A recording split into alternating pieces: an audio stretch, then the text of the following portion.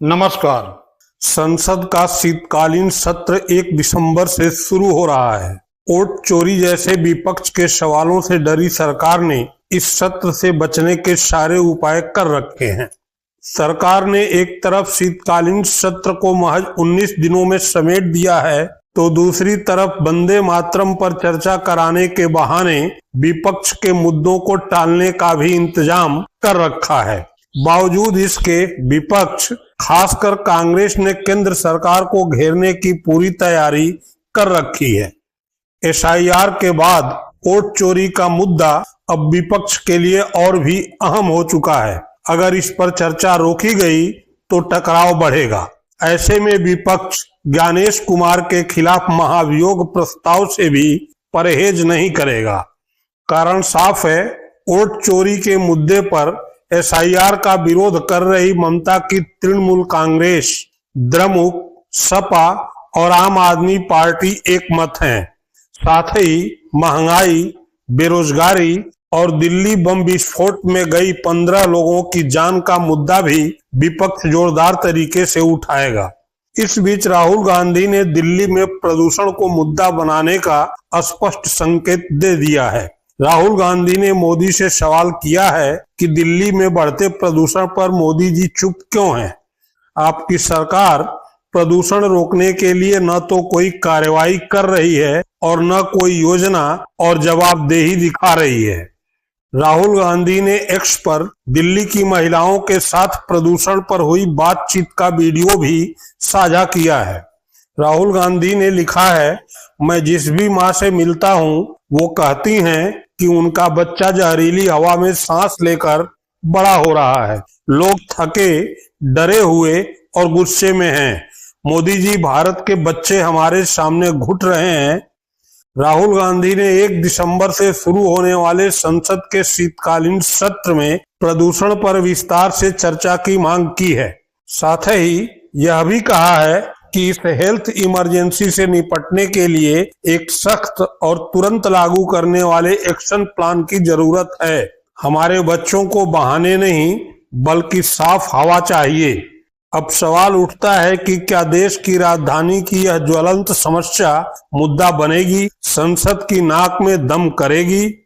यह तो सत्र शुरू होने पर ही पता चलेगा। लेकिन इस मुद्दे पर राहुल गांधी ने warrior mom mothers for clean air संस्था की सदस्य महिलाओं के साथ बातचीत का जो वीडियो जारी किया है वह तेजी से वायरल हो रहा है।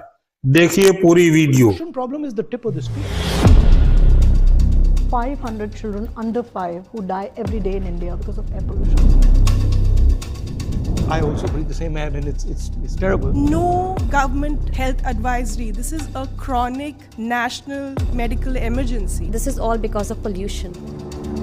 It is also a major cause of dementia as well. Everybody is affected by it. The poorest person who's living in Delhi and the richest person who's living in Delhi is affected.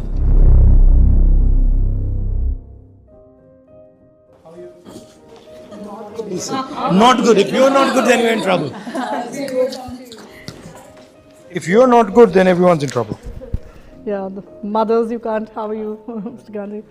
Like we see, the whole year's gone by and things are just worse and nothing will change. The problem is complete denial and of course something that, that even when the parliament sessions begins, we are sometimes protesting, doing some children's press conference or desperate moves to be heard that air pollution should be spoken there. So we are very thankful and grateful that, as leader of opposition, you have taken this up before the parliament session. I think this is going to go down in history. So far it's never happened. So this is the situation we are in. Children of course are more vulnerable, as we know, because they breathe faster, their lungs are developing. And this is how the faster breathing makes them more vulnerable to all this toxicity. And there are almost close to 500 children under 5 who die every day in India because of air pollution. Yet, this has never been an emergency.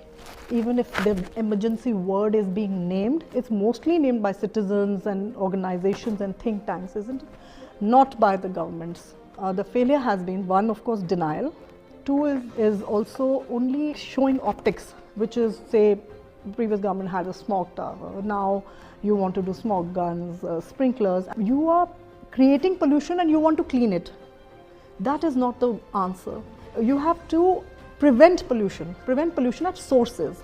That means the systemic changes that you have to bring in. And the systemic changes means a lot of work within the government that may not show, but it's the real work, the real intent, the real political will. So I saw changes in my son. We moved back from US when he was 5, and immediately he was not able to breathe. And for 10 years he was on nebulizer. He's 15 now. Now the fear of not being able to breathe is so much in his body that he doesn't go out to play.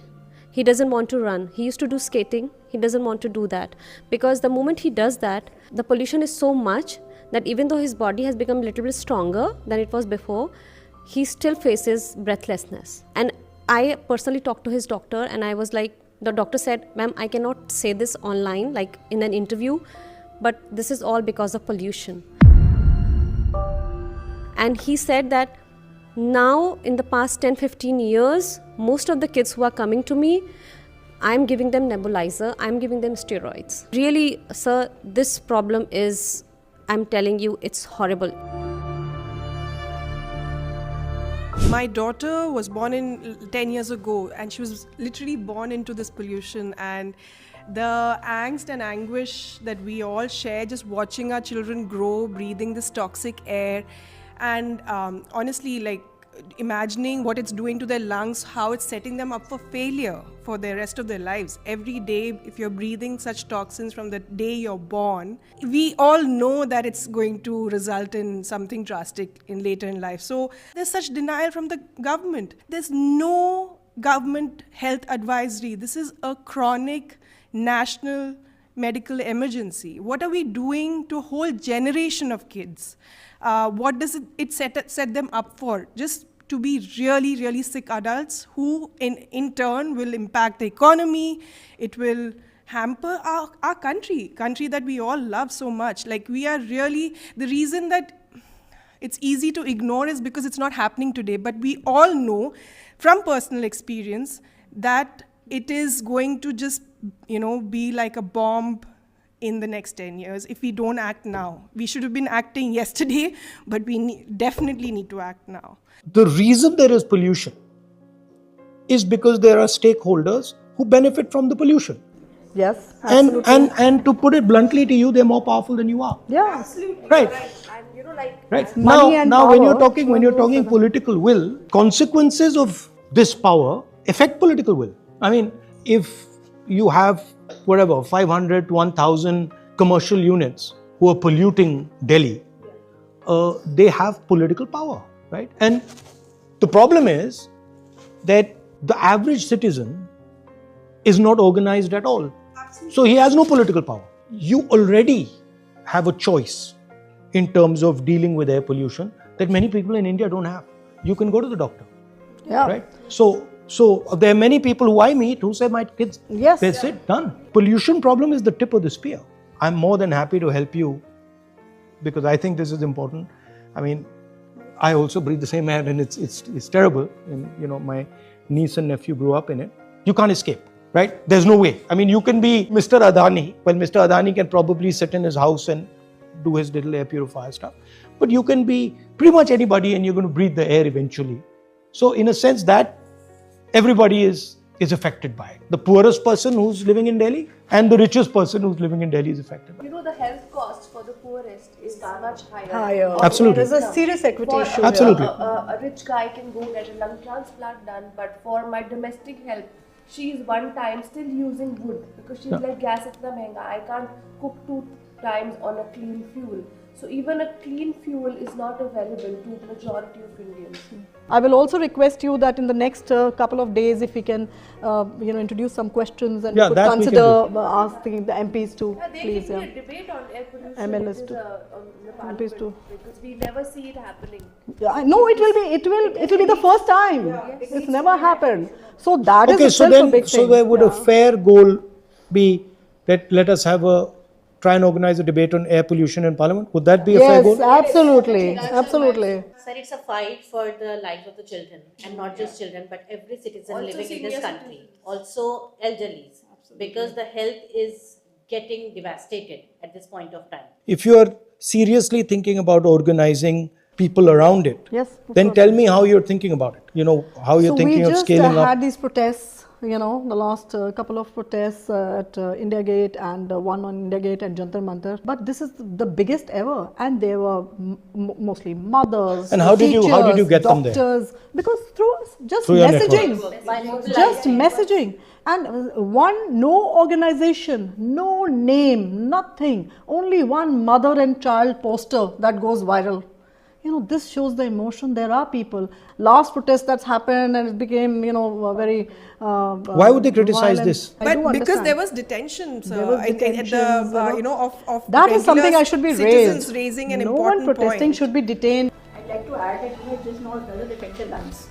It also affects the heart, it affects the gut system, and it is also a major cause of dementia as well. So even the senior population is going to be severely affected. So you will actually have a public health emergency if air pollution is not catered to. Children's cognitive development. If these children are not going to be crippled, what youth? What are you talking about? 10 trillion economy? Nothing will work in this country when the children will be crippled, struggling for life. This is where one bold politician will have to take this forward.